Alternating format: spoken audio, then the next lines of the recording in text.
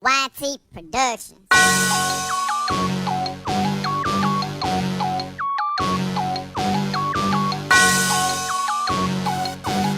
Yeah. I love my HBCU. And boy, I love it, love it. I love it, love it. I love my HBCU. And man, I hope my team they won one. Yeah. I hope my team they won one. Yeah. Man, I hope my team they won one. I hope my team they won one. Yeah. I tune into the HBCU Sports Lab to see if my team won or lost.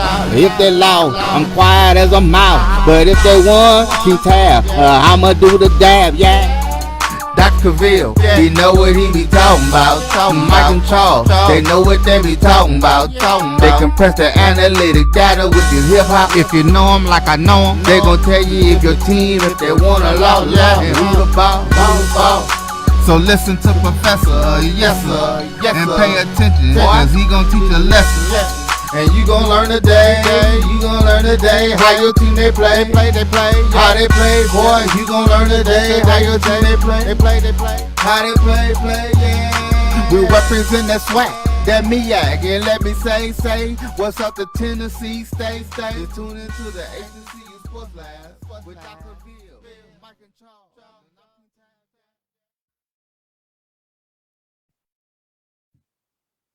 This is Dr. Cavil with Inside the HBCU Sports Lab with Professor Bishop and Professor Washington in the building.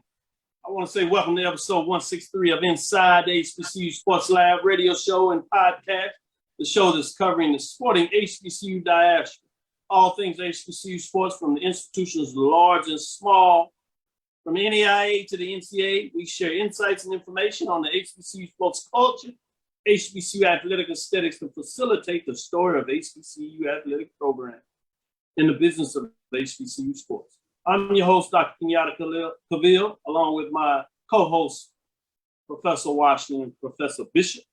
We're filming from our home studios and sending a signal live to our Caseway's 1230 AM studios with the Texas Radio Hall of Famer, that is Ralph Cooper, in the beautiful home of Texas Southern University from Houston, Texas.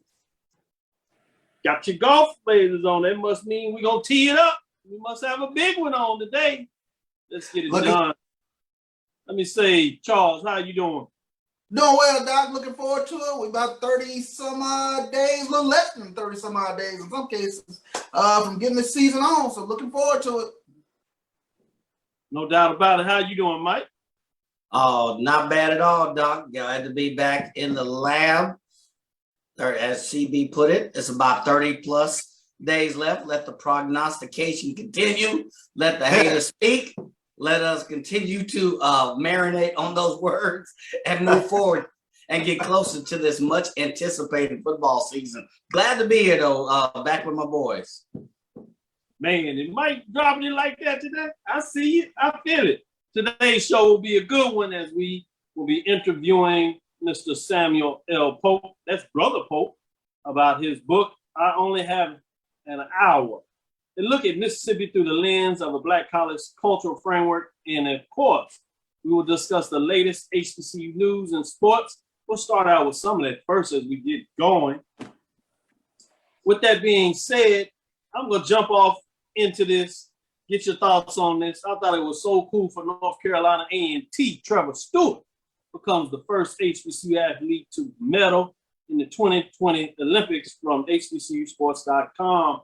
Put this out there. North Carolina A&T track star Trevor Stewart secured a bronze medal for the United States in the Olympics inaugural mixed 4x400 meter relay in Japan. What are your thoughts on this, Charles?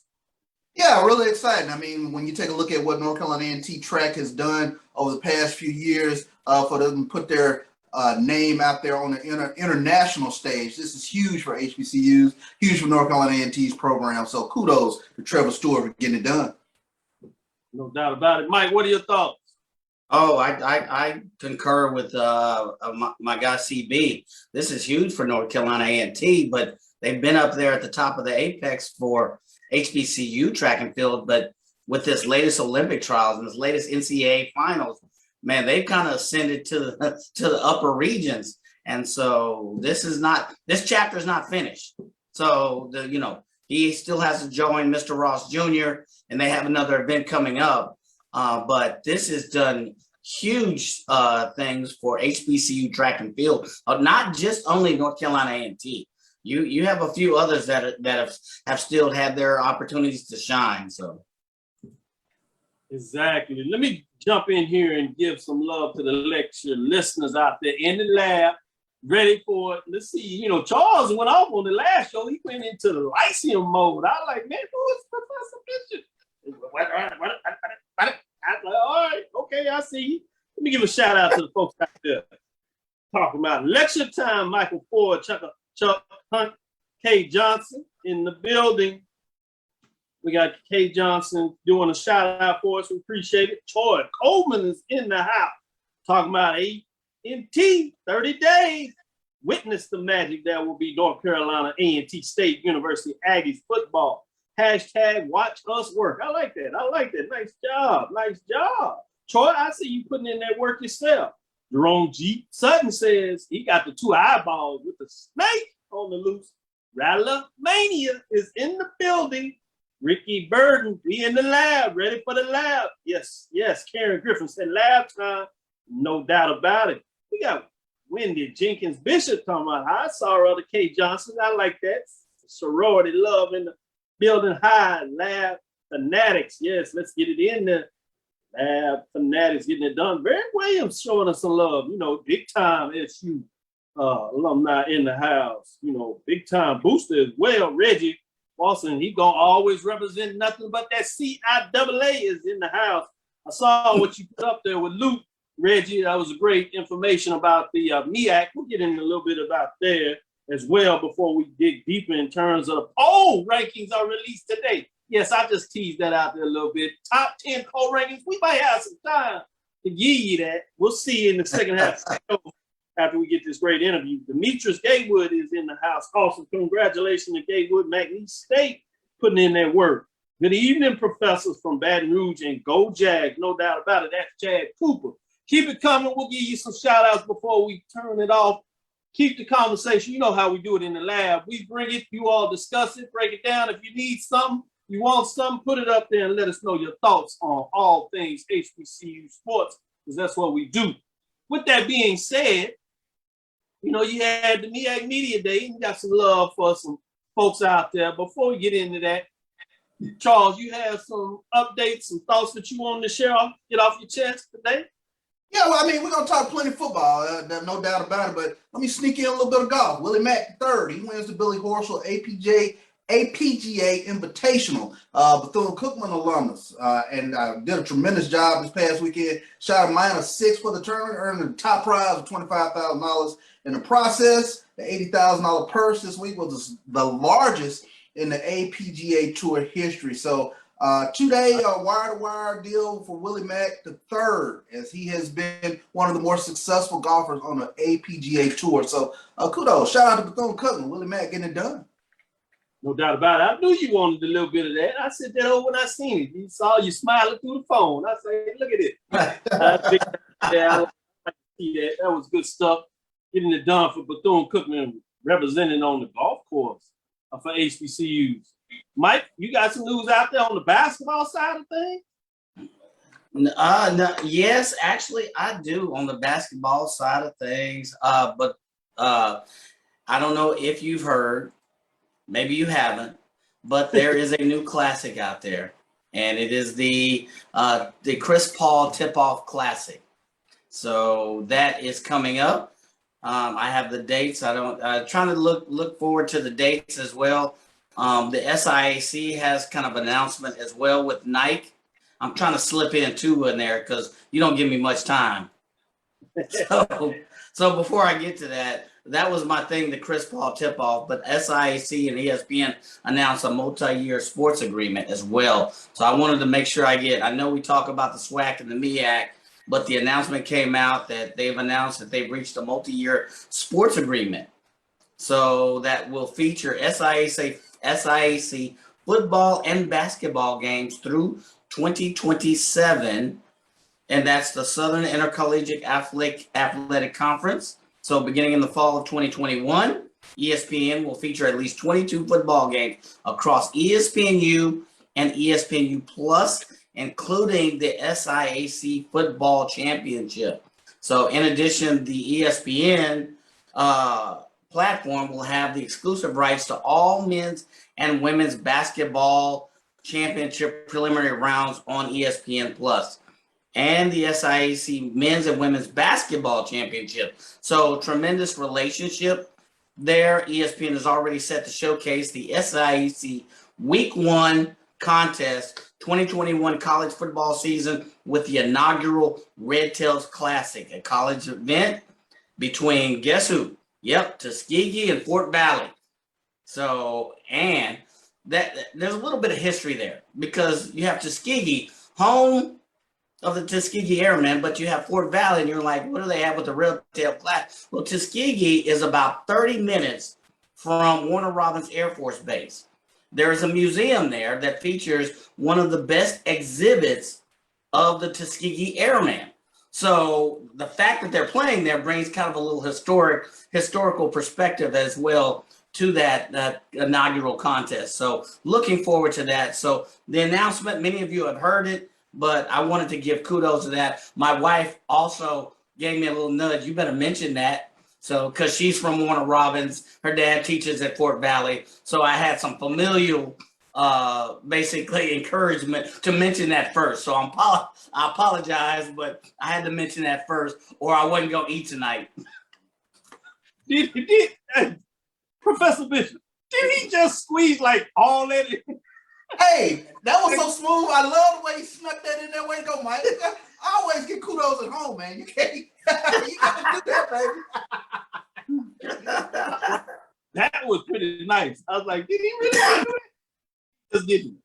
Well, with that, let me give you some more shout outs here. Dwight Moore says, good evening, Dean, and the professors from the lab, from the Big D Go Jags. I see Professor Washington declined an assignment from the lab today, awaiting the lacrosse, golf, soccer, etc. insight. Hey, well, he snuck in everything. So I don't know about all that, but let me give some more out there. The other NBA news was Morgan State's Troy Baxter signs with the Bulls from MorganStateAthletics.com. 2020 NBA draft came. He was not drafted, but he signed a free agent deal in terms of an undrafted free agent. Big news in terms of the NBA. So glad to see that. Hope he gets to find a way to stick with the team and gets it done. That's pretty big news when you talk about Troy Baxter getting it done for the Morgan Bears. He was solid as a forward in terms of what he was able to get done. Baxter Sr. recorded his 6th 20-point performance of the year against Norfolk State. We saw Norfolk State get it done in terms of tournament. He put up 20 and scoring a game-high 21 points in Hill Fieldhouse at home when he got it done in terms of what he's doing there. So he's been solid. But let's take a break here. This is Dr. Bill inside the HBCU Sports Lab with Mike Washington and Charles Bishop. Stick with us. We'll be right back after this quick break. Hey, Mike.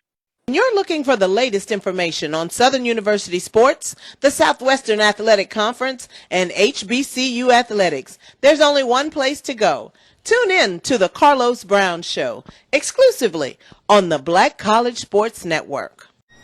Can I get the now bar, please? $1. Have a good one. Got it. Hey, what's going on? Hey. Let me get a now bar. Sure. $1. Appreciate you. Got it.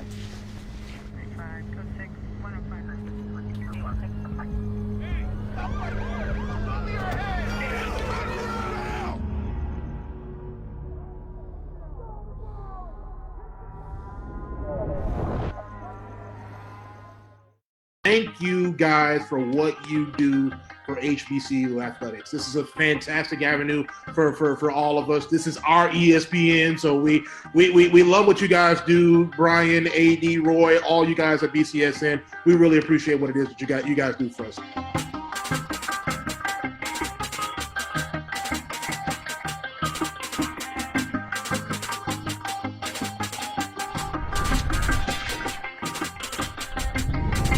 Since 2002, Empowerment Resources, Inc., a nonprofit organization, has empowered more than 1,500 youth and adults in Duval and surrounding counties through its programs Journey into Womanhood, Girls Mentoring, Life Skills for Teens, and Parenting Education Coaching. To get involved with programs, volunteer, or donate, visit www.empowermentresourcesinc.org. Follow us on social media, facebook.com/empowerment.resources and instagram.com/empowermentjax.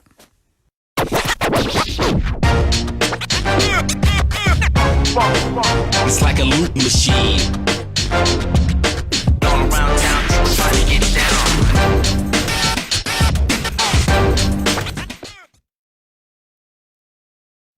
This is Dr. Bill with Inside the HBCU Sports Lab with our guest, Brother Samuel Polk Jr. in the house. How you doing, Brother Samuel? I'm pretty good, man. I thank you guys so much. It's such an honor. Dr. Cavil, you are my go-to for HBCU intelligence. And I really enjoy listening to you, the way you break things down, the way you frame things. Brother Bishop is my source for the Tigers and everything I need to know. And Brother Mike, love the work that you do, and it's such an honor to be here. No, thank you very much. Appreciate it. Thank you, Sam. Thank you. I was going to let him stop at the first part. You said about Dr. Bill. You heard that the framework? Yes, sir. Now y'all going to get quiet. Now y'all going to get quiet on me. Yeah. His head has gotten big. You shouldn't have said all that. His head has gotten big. It's hard to keep the office cap on with the head so big like that. I'm put the check in the mail, send him some fraternity gear. You know how the brothers do. Oh, I'll take it. I'll take it. We'll do that real right. He says, I only have an hour. It is a book that is an exploration of the state of Mississippi and its historic, oppressive, and racist past. In the middle of looking at HBCU, so I have some really good questions I want to get into. But before we do that, let's make this fair for those that may not know you and your exploits in terms of what you get done. Tell them where you're from and obviously your HBCU connection with Lane College. Talk about that a little. Yes, sir. I'm originally from Jackson, Mississippi, born and bred. Grew up a huge fan of the Jackson State University Tigers, but also Alcorn Braves and the Delta Devils. I think I grew up in a place just perfectly located to catch that last great walk in the sun, as Dr. John Henry Clark would say. I grew up admiring the coaches, the teams, the bands, even the mascots, and it created in me a desire to want to, encapsulate those stories for future generations. Academically, I would be what you would call a sociologist. I try to keep those sociological traditions going in the Du Boisian tradition. History kind of as a byproduct. You can't do good sociology unless you can do a little history.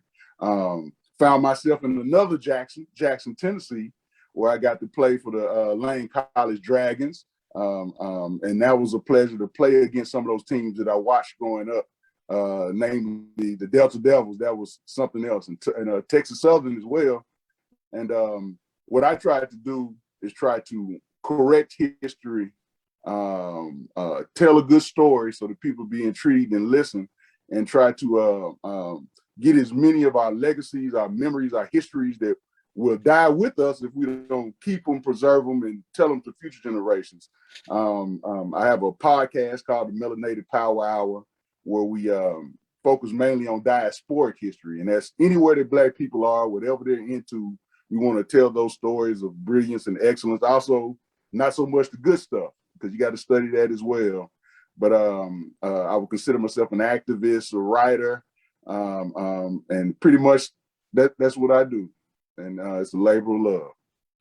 Yeah, I've enjoyed your podcast in regards to the streaming platform, obviously. Yes, sir. Melanated Hour in terms of Power Hour in regards to how you hit poignant points while yes, sir. tapping on the history, but the sociology part of what you do is really reaching for me. So I just wanted to say that. But with that, before we get into the book a little more, and I get a chance to pass the mic, because Charles was so excited after reading the book, so I could tell it took him back as well. Yes. And there were that took me back in Texas. So even though it's about Mississippi, you talk about other schools, but also for folks that grew around with HBCUs at a young age, it's going to resonate with them within their state, in their city in a lot of ways. So that was particularly interesting to me. But before we dig in it, as I said, a little more, can you name some of your teammates or anybody that people may recognize that came out of the lane during the time you were there? Oh man, Jason Brookins with the Baltimore Ravens. If you remember that episode of what's the HBCU documentary where they followed the team through summer camp? I can't remember the name of it, but they follow a different team every week. Jason Brookins was spotlighted on that. They wanted his playbook. Yeah, he thought it meant go home. They just wanted some more plays. And the great Fred Lane, Carolina Panthers standout. I tell you an interesting story about Jason Brookins. I get them confused. They both hit me so hard I can't quite remember some things. But we was in a tackling drill one time. It was me and Jason Brookins in them cones. And Jason came through there and he hit me. I got him on the ground. He ran straight over top of me. And the coach said, "Don't worry, son. That kid's gonna play on Sunday one day." And that's the very moment I realized I was not. But the great Ryan Bell, who played Canadian League and Arena football, and Jacoby Jones, the Super Bowl MVP. I didn't get to play with him. He's a little younger than I, but there were some good ball players that came through lane. Yes, sir. No doubt about it. And that was during your period or shortly afterwards. So, but you talk about the rich history of Mississippi in a lot of ways. So we're going to get back to that. But I thought that was fascinating. I wanted you to give a little shout out to Lane College. SIAC. Oh, absolutely. Dragons. And right. They got us predicted last, but near and dear to your heart. Surprising people. There you go. Let them know. And we'll bring you back out the season to give us some updates, because we cover all HBCUs, obviously, in so many different ways. But I wanted to ask this question particularly. But before I do that, I'm going to let Mike jump in here and ask the question. Okay. Yeah, thank you very much. I appreciate it, man. I normally don't even get this opportunity to speak first. And this is a Mississippi, so in all seriousness, the best last, Mike. You just messed it up. Is that what it is? You saving the best for last? So, in all seriousness, I haven't had a chance to read the book. I started doing some research when I heard about it, but it conjured up thoughts of Texas, and I can speak more to that. And yes, I grew up with parents talking about the old days with the TSU relays. And if you listen to the old time, just sit down, shut up, and listen to them talk about who played for this school and who played for that school.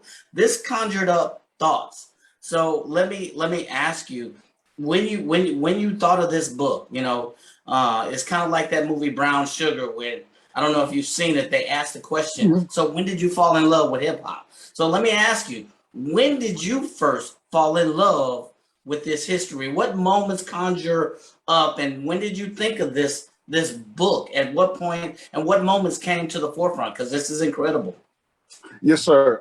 To answer the first question, the moment I fell in love with black college football was 1979. I was 3 years old, and my father took me to a football game, and it spoiled me. It was Jackson State University versus Southern University. Final score 34-0 Tigers. I always a pleasure to say that. But the atmosphere, the sights, the sounds, the two best bands, in my opinion, ever in existence. I witnessed all that as a 3-year-old. I was hooked. Wow. The time that I thought to write the book is about 3 years in the making. Talking to younger people, you know how you can watch a movie like Friday, and a kid will see Ice Cube, and then he'll see Ice Cube rap, and he'll say, "Ice Cube used to rap." And so, talking to young kids, listening to the way that they talk about HBCU football in comparison to what they saw on TV, gave me the inspiration to write this book. Like, son, you don't know what you're talking about. I saw black college teams that had 7 NFL players on each side of the ball. I saw Jerry Rice. I saw Steve McNair. I saw Tim Barnett, Jimmy Smith, Vincent the Undertaker Brown, you name it, and some of the greatest minds in coaching ever. So I just had a desire to let those who missed that last great walk in the sun know that it wasn't always this way, and it looks like it's returning. So hopefully we can get back to it. But I just could not stand to hear young people who had absolutely no clue about the history of black college football disparage it in such a way. So I had to let them know in writing. Yes, sir. Awesome. Thank you. I hope that wasn't too long-winded. No, that was perfect. I thank you. Yes, sir. Thank you. Charles, jump on in here. You know, bro, Polk, I have to tell you, this was such a completely cathartic experience reading this book. I think I got so excited. I inboxed you in the middle of the night, but I was reading it. But it is so, it's so completely in lockstep with my childhood. Yes, sir. And there were images that you conjured up. I kind of got a little misty just reading the book because that was our experience growing up in Jackson. Yes, sir. When you're coming from North Jackson and you're going to the stadium lights kind of come up out of the horizon. And whether you're going up State Street or you're going up West Street, you get these chill bumps because yes, sir. You know that there's this event about to take place, and the stadium lights kind of give you that sort of that sense of you're entering something big, something bigger than you. And I just enjoyed so much that you wrote in here, capturing that experience that we both had. All the way back, you talked about playing in Holy Family, and I looked, I was like, he played football. For us, you know, as having these heroes around the SWAC, we played elementary football. Every elementary had this football team, and you emulated everything about, you know, these SWAC teams. Not so much Mississippi State, Ole Miss, or USM, but you know, I wore 33 not because of Tony Dorsett, but because of Sylvester zip code stamps. So that was our, you know, sort of framework. You know, I can't say enough how much I just enjoyed the experience, not only of you capturing that, but you also introduced the civil rights aspect and melded it into the book. And you mentioned people that I've heard my parents talk about when you talk about C.O. Chin. Yes, sir. And E.W. Steptoe. Talk about those people, because they aren't the most recognized names of the civil rights movement, but they are larger than life people in the state of Mississippi. Yes, sir. Brother Bishop, I really appreciate that. That's the biggest praise that I can get is someone like yourself who experienced those moments to be able to have that kind of impact on them. Someone like C.O. Chin, E.W. Steptoe, Vernon Dahmer, those are legends of the Mississippi civil rights struggle that we don't hear much about. I grew up blessed enough to be around family members who knew these men and worked with these men. So I always heard these stories, and I was like, they have to be told. Someone like an E.W. Steptoe or a C.O. Chin would literally turn your idea, your concept of the civil rights struggle on its head. Yeah. Charles E. Cobb, the great writer from Washington, D.C., came to Mississippi back in the 60s, and he lived with these men. And these men did not believe in nonviolence. They carried guns, and Charles Cobb would tell you the reason he and people like Brother Moses, who just passed away, the reason they lived to a ripe old age is because Brother C.O. Chin and E.W. Steptoe protected them. Yeah. I think this new generation who wear these shirts, I don't know if you've ever seen them, they'll say, "I'm not my ancestors, I'll throw these hands." You need to throw that shirt away because you don't know much about the ancestors. We had men and women who had this idea that nonviolence is great in theory, but alone on a dusty road in Mississippi trying to get my children home, I got another kind of theory for you. You know, understand what I'm saying?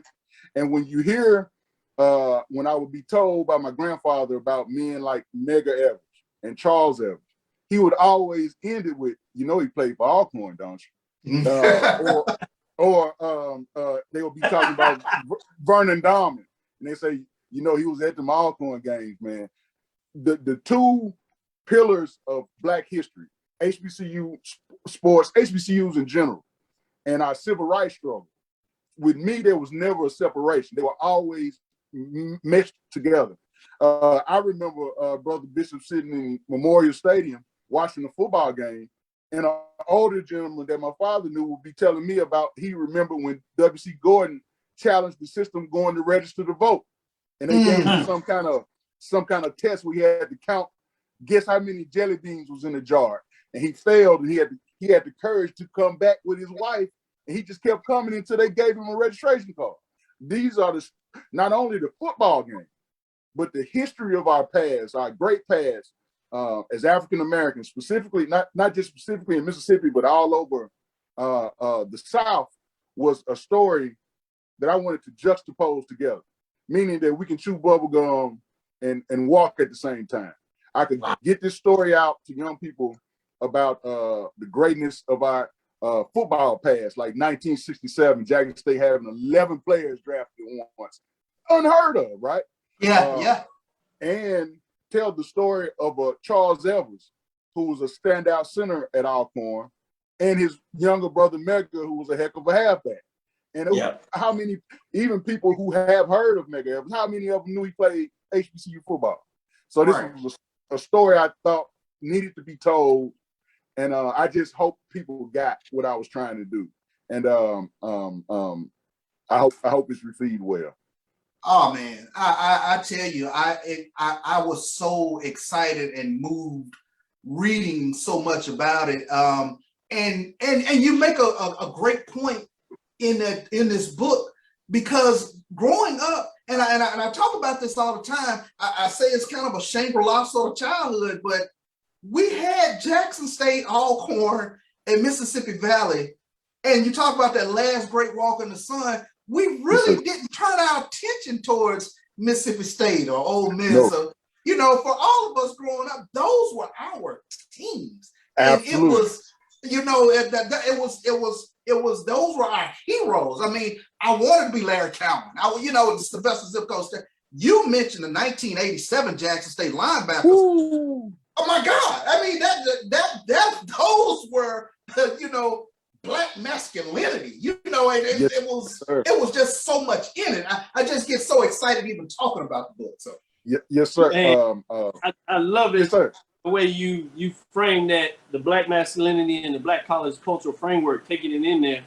And for those who don't know, I got a chance to write the foreword. So the book is masterful, and in reading the framework, it gave me the ability to write a foreword that I hope appreciate too. So the last thing I really appreciate that. We're going to get to this break right after this, but I want to leave this with the viewers, is to tell us why the title, and I think for some it's evident, but why the title, I only have an hour, and then tell them again how they can get the book. Yes, sir. I only have an hour is kind of a play on words. Anybody that, number one, watches my podcast knows that we are allotted an hour. And my co-host, comedian Just Will, gets kind of angry with me because we get fined often because we always go over an hour. So he started warning me, saying, hey, we about at an hour. And I would get mad and I would say, I only have an hour. Before an hour, I'm going to give you all I got. But there's 60 minutes in a football game.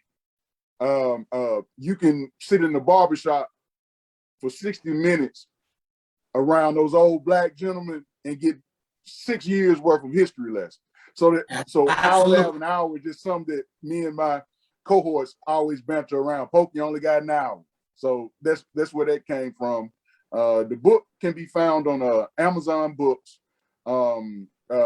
just type in I only have an hour, and it should pop up for you. And I'm so thankful. So I didn't hear you. No, I was just telling you to hold the book up. That's great. And I appreciate that. Go to Amazon, get the book.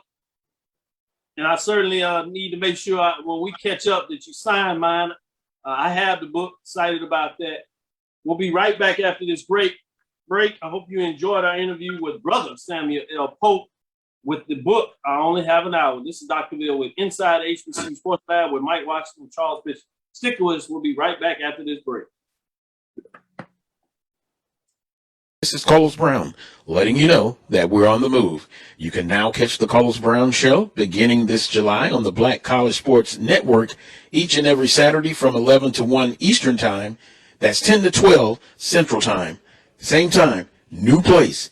On Facebook at the Carlos Brown Show and Black College Sports Network. Online at www.mybcsn.net and on the BCSN app available on Google Play and the Apple App Store. Let's get back to strolling instead of scrolling. Before we can safely come together, we need the facts on COVID-19 vaccines. Visit getvaccineanswers.org so you can make an informed decision for yourself and for your fam.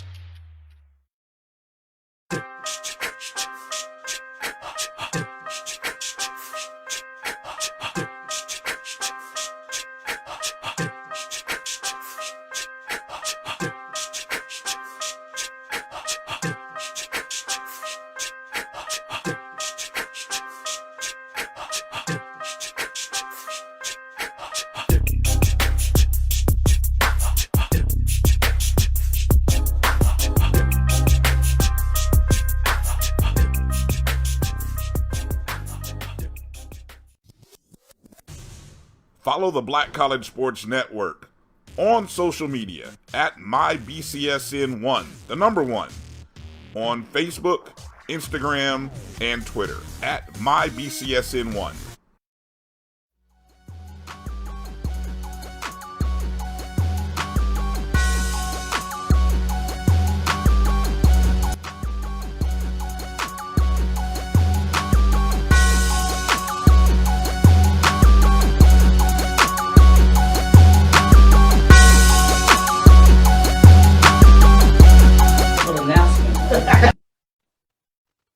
This is Dr. Bill with Inside the HBCU Sports Lab with Mike Washington, Charles Bishop. Hope you enjoyed that interview with Brother Samuel Polk, man. He brought it. When you can find a way to weave those two stories, man, like you said, Charles, it goes a long way. I won't be surprised if you find a way to weave that into a dissertation. I see your mind working there. Oh, yeah, but man. As promised, this is the debut of Dr. Cavil's 2021 HBCU Major Division Football Poll Rankings preseason poll. The top 10. It's when it gets fun and when it gets interesting. We're going to start with those receiving votes and get into the bottom 5. Receiving votes this year coming into the season. We're starting with Alabama State Hornets. They were 3-3. Overall and 3-2 in the conference race. That is during the spring 21 season, and you'll have that mixed in here. You'll see the last season that people played, so that could be in the spring, or it could be back in the fall of 2019. They have 12 points. Norfolk State Spartans, 5-7, 4-4 in terms of what they did in the conference race. That was back in 2019 with 14 points. That is the MEAC and SWAC individuals respectively, getting us to the team.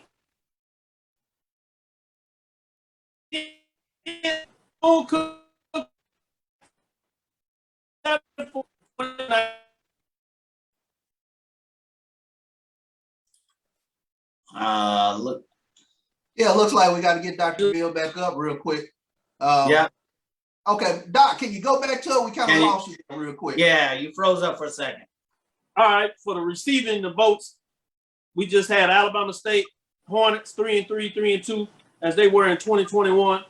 Out of the SWAC, Norfolk State Spartans 5-7, 4-4. That's 2019. 14 points out of the MEAC.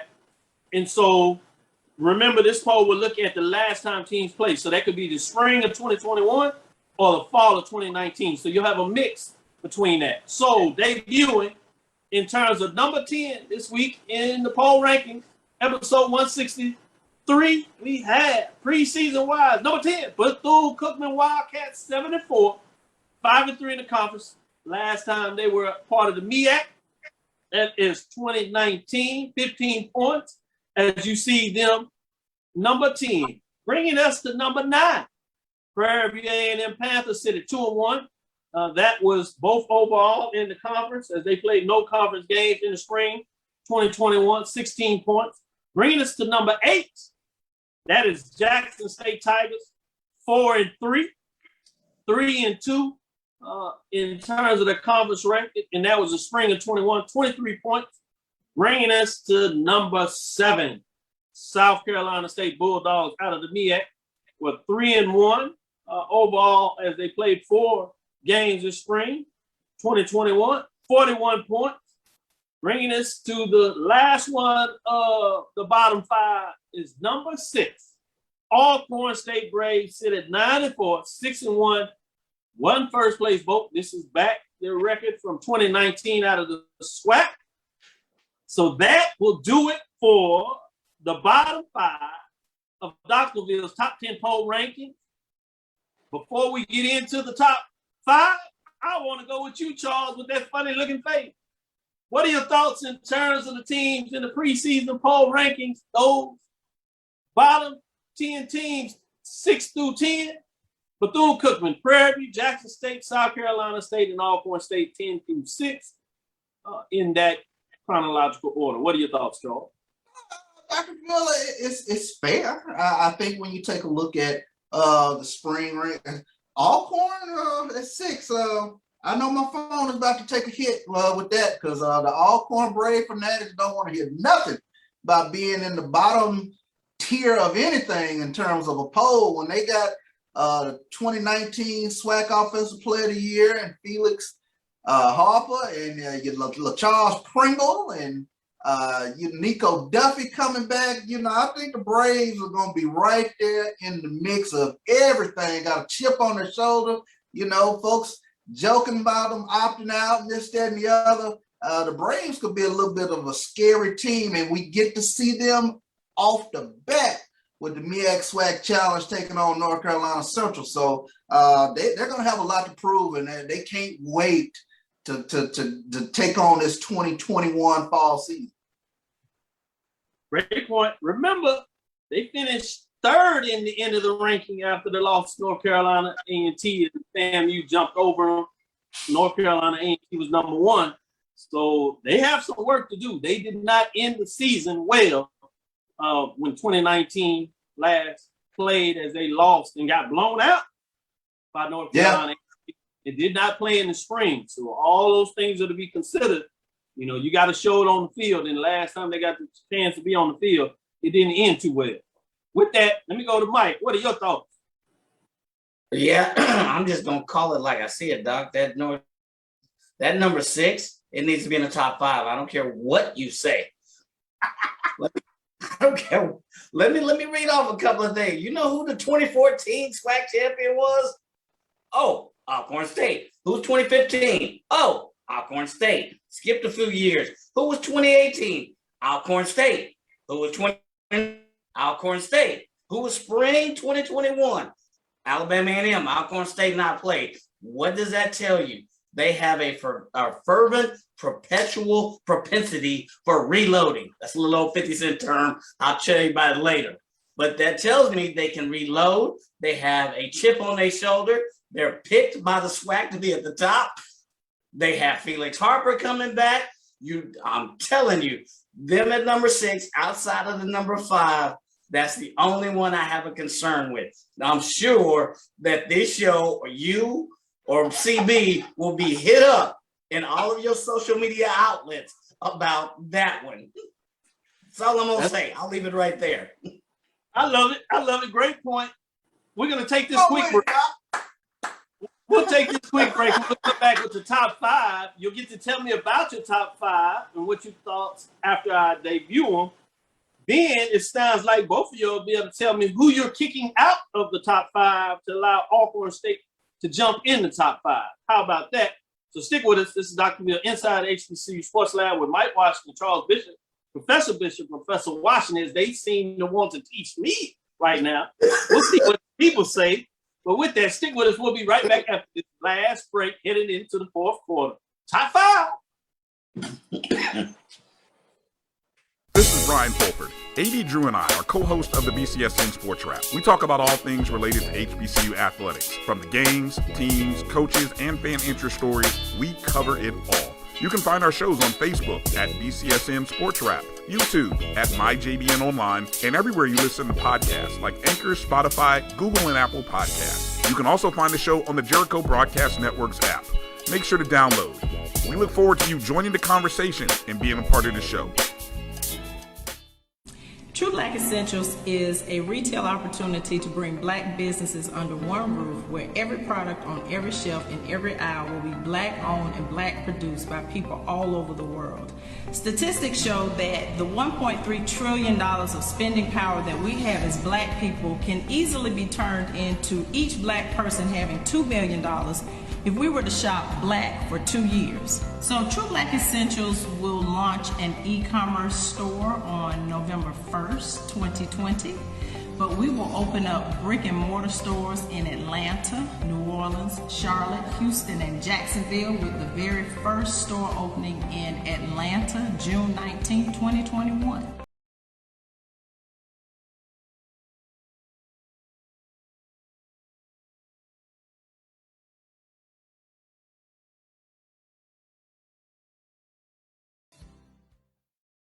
Let's get back to getting ticks instead of watching flicks. Before we can safely get out there, we need the facts on COVID-19 vaccines. Visit getvaccineanswers.org so you can make an informed decision for yourself and for your crew. Your ad could be ran here. MyJBN.com/support. MyJBN.com/support for more information.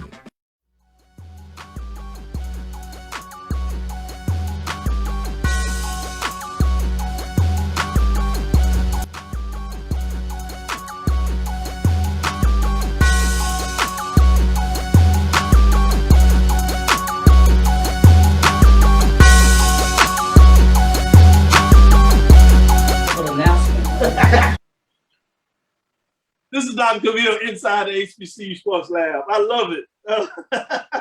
Troy say, Doc, you have lost your everlasting mind. I don't know if I'm about to put that F squared in Troy's life. That's a good one, though. I like that, Troy. And Dwight Moore said, I wonder who's in the Dean's top 5. Southern Pine Bluff FAMU, North Carolina Central. Let's see. You're right. Let's see. At number 5. North Carolina A&T Aggies finished 2019 93-6-2. Did not play in the spring. Won first place vote, 76 points. They moved over to the Big South. You have number 4, Florida A&M Raleigh, sit at 9-2-7-1.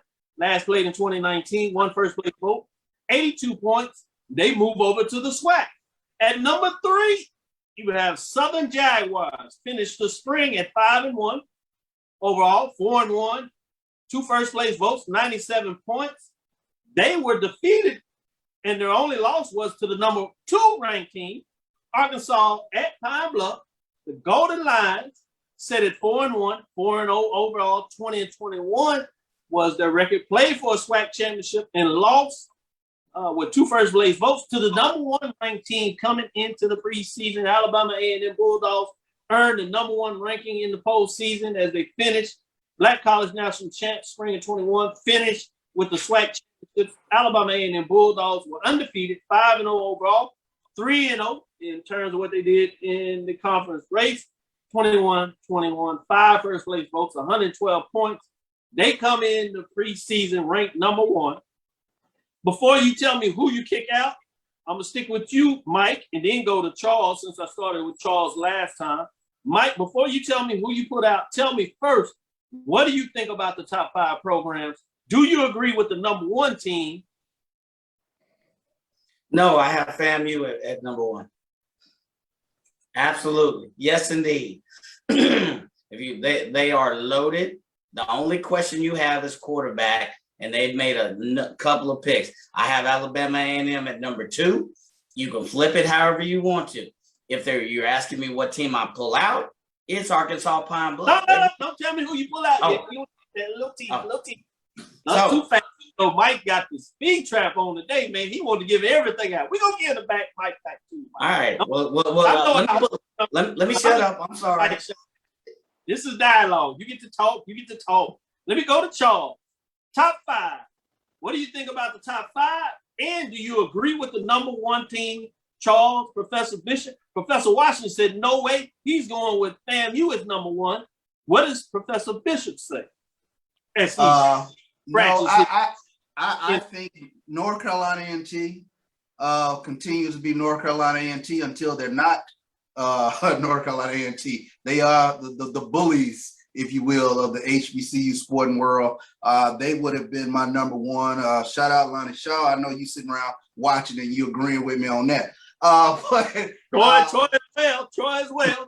Yeah, I mean, I think A&T. Troy said this is worse than BCSN declared FAMU national champion. Now that is FAMU, and they're an interesting team to me. I think there are legitimate questions at quarterback. They lost Azende Ray as he is transferring to Georgia Tech. We'll see how that affects their passing game, and we're already having questions about the passing game. Leading rusher Bishop Bonnet, he had 420 yards when for the season when we last saw him. So I have legitimate questions about FAMU in terms of how explosive are they. I know they have quite a bit of talent. I know they Shotgun Simmons, he recruits well, this, that, and the other. But I think if there was a team that I might have slipped out of that top 5. Hold up. Not yet. So okay, now you can't bridle these quarter horses. You gotta let me and CD go now. I know. Y'all got to spin this. We got to have some fun. You got to chime this up. We got to talk about the people. You got Marilyn Allen talking to Jerome Cheek. Sutton chiming in, man. These folks are getting into this. We got to let them lather up a little bit. Y'all want to tease. Y'all don't want to tease anybody. This is called a tease. So, Charles, you said A&T number 1. You didn't tell us. You said why? Because you got to beat the man to beat the man. Previous and Mike, you said FAMU. Charles, you have problems with FAMU. Let me stick with you because you were about to say who would you drop out of the top 5? FAMU, I have legitimate questions, I think, with regards to their offense. But I thought, and I hope this didn't, go under the radar, but they bring in Ryan Stanchek as co-offense coordinator. And when we last saw him in the SWAC at Alcorn, putting together tremendous offensive lines and coordinate that offense. Like Charles in his bed. I like it. That was a hell of a hire. I give them that. That was a hell of a hire. They got some. They brought in some nice pieces. Former Jackson State standout linebacker Milton Patterson also joining that staff as well. But I do have legitimate questions with regards to how explosive is this team. So they get a chance to prove me wrong off the bat against Jackson State. Yep, that's true. Mike, so who do you drop out of the top 5? If I had to drop out any one of those, it would be Arkansas Pine Bluff. They would drop down to the number 6 because they still have Skylar Perry, but they've lost some pieces.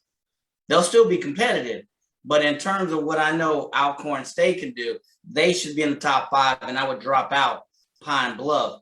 Southern, FAM, and A&T would move up. I do have questions about A&T being able to hang in a new conference. Will they get beat up? How competitive will they be? If we compare them relative to HBCUs, yes, but remember, they're going to a different conference. That's why, to me, I didn't have them. If they were still in the MEAC, I would have them number 1. That's interesting. And some people say that. I don't think that highly of the Big South. So I think they will be able to get it done. I do have some concerns in terms of quarterback. I know they got a transfer in there. But as we talk about quarterbacks, it'll be interesting to see how that takes place with the live wire. I will say this about this season. Because of COVID, because of the transfers, because of those that didn't play in the spring, changes with coaches, how we're going to deal with how many people on the team get the COVID vaccination. I think this is one of the most wide open seasons, not only in terms of the conference races, whether you're talking about the SWAC, MEAC at the FCS level, same thing in the CIAA and the SIC. So I don't get any hurt feelings in terms of folks talking about you crazy or whatever, because you should have some expectation this year in your team because there's been so many changes and turnovers, not only with your team, but with other teams that you can legitimately put some things together and believe that your team can make it work. So I think nobody's going to be quite wrong or right in terms of this plays out. Somebody's going to have that magic Las Vegas ball, if you would, because they're going to be able to pull it out and be able to say, I told you so. But it's going to be fascinating. But legitimately, I think a lot of people can make the argument who's going to be that. I have this question for you as we're going to tune off. So this is going to be one of those that will put a pin in it. And I want those out there in the labs to have this discussion. And when we come back, we'll pull some of this out. And you can come back and think about it. Obviously, you had the top 6 teams out of the MEAC. At number 6, you had Howard, 1 first place vote. At number 5, Morgan State, 1 first place vote. Delaware State, 1 first place vote. North Carolina Central, 2 first place votes. Norfolk State, 2 first place votes. And South Carolina State, preseason number 1-5, as they did their media day on Friday. So we haven't shared that. 36, 48, 56, 78, 96, and 118 points respectively in terms of the bottom to the top. What I want to ask you to consider, that I want to play out, is which 6 teams is the toughest? Looking at the MEAC, those 6 teams, if you had to compare it to the SWAC Eastern Division or the SWAC Western Division, I want you, don't say it now, this is a tease. When you come back Thursday, you can think about it. I want you to tell me between the MEAC, the 16, the SWAC Eastern Division, the SWAC Western Division, which of those 6 teams has the toughest framework amongst those 6 teams that they have to play, either in the conference or division. The last assignment I want you to put together that I also want to make this a little more interesting. Once you've done that, this is your assignment and your homework, everybody out there, in terms of the professor. You asked for this. I want you to also tell me the top 3 teams. If you just looked at the top 3 teams, whether it's the SWAC Western Division, top 3 teams that you select out of the SWAC Eastern Division, or the top 3 teams out of the MEAC, and for funds and giggles, the top 3 independents, North Carolina A&T, Hampton, Tennessee State and Hampton in terms of basically the predicted order of finish. Amongst those 3, which one has the toughest role, would you say, is the toughest or best collection of 3 teams in a division, conference, or if we bring in the independents, what would you select? So I'm going to tease you with that, give you some thoughts, come back on Thursday, and we'll see what your thoughts are on that for a little bit. But with that being said, I do want to get your thoughts in terms as we get prepared to wrap it up. I want to get your thoughts on that for next week. Let me know. This is Dr. Cavil inside the HBCU Sports Lab with Mike Washington and Charles Bishop. Hope you enjoyed the show. As we come to a close, you know what we do. Thank you for listening to Inside the HBCU Sports Lab. Make sure you share our podcast with your friends and colleagues. I am Dr. Cavil, the Dean of HBCU Sports, coming from inside the lab in the College of HBCU Sports with Mike Washington and Charles Bishop. We hope you enjoyed our guest with Samuel Polk Jr. That is Brother Samuel Polk Jr. for some of us. Again, we want to thank you for listening to Dr. Cavil's Inside the HBCU Sports Lab with Mike Washington and Charles Bishop every Tuesday and Thursday right here at 6 o'clock. We look forward to next week as we discuss the latest news in the lab. Follow me, Dr. Cavil, as DrKenYadil, that's DrKenYattacavil, that's Twitter, Facebook, and Instagram. Inside the HBCU Sports Lab 1 on Twitter, on Facebook and YouTube. That's Inside the HBCU Sports Lab. Dream big and continue to move forward. Remember, I want to see the top 6. Who you got, Charles? Nah, just the T. Don't do that. Mike, Don't ask me. Don't ask me. I'm ready right now. No. Hold it. We will talk with you soon. Mike? Of course. Charles? Lecture. Dismiss.